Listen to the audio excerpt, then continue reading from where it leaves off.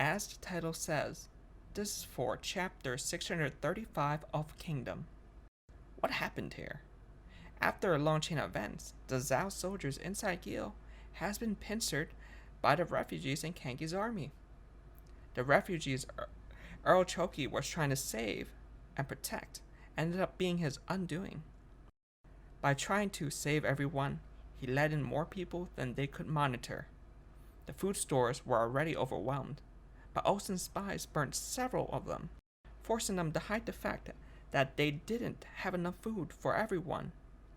So, when the food was rationed and eventually ran out, it sown great distrust between the refugees and the nobles. The distrust was pushed to the breaking point when the Kanki's army offered safe escape and the Zhao soldiers used deadly force to keep the refugees from opening the gates and leaving.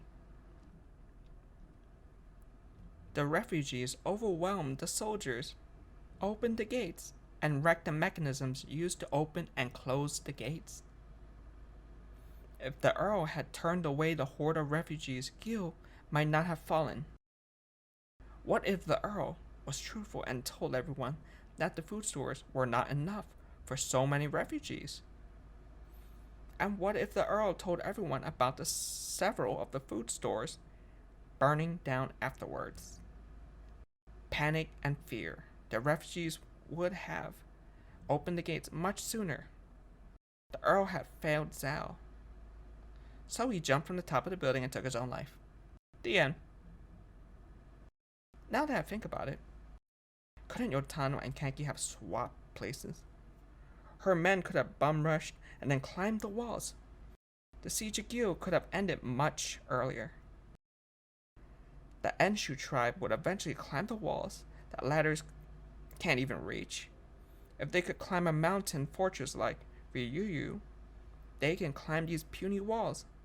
Since this is about Gyou, I won't think about how Kanki would have messed around with the Quanrong and Shun Suiju. Kane, Fute, and the Zhao army is sweating over Gyou's downfall. Riboku seems to have moved on to gritting his teeth. Gyou has fallen, and Riboku is now thinking of his next move, as his army retreats along with the refugees. Surprisingly, Kanki's army held off for the most part from harming the refugees. Besides for the Zeno clan casually strutting in, they waited for the stream of refugees to thin out. The Zeno clan wrecked the Zhao soldiers and drew soldiers away from the other gates, leading to an easier time for the rest of the Kanki army when they entered Gyou. What happens next? Riboku will probably set up a perimeter around Gyou to cut off the Quinn army from outside help. But for the moment, I doubt his army can pull this off.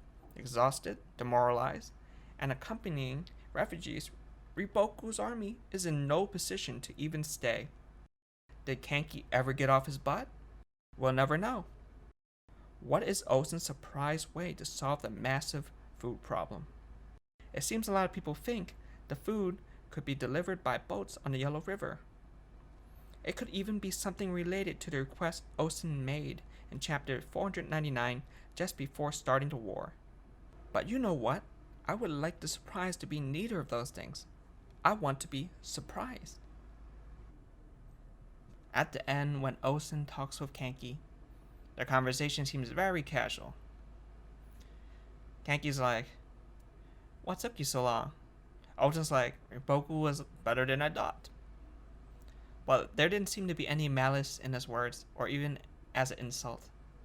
It seems like these guys seem to get along with each other.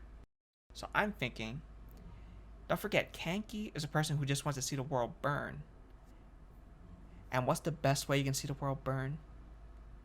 Have someone betray a nation and create their own. Like what Osun's doing. So Kanki will probably be 100% fine with Osun betraying Quinn or whatever, making his own nation, because the world will really burn at that point. So Kanki's probably on with that plan. He's on board. So that's it.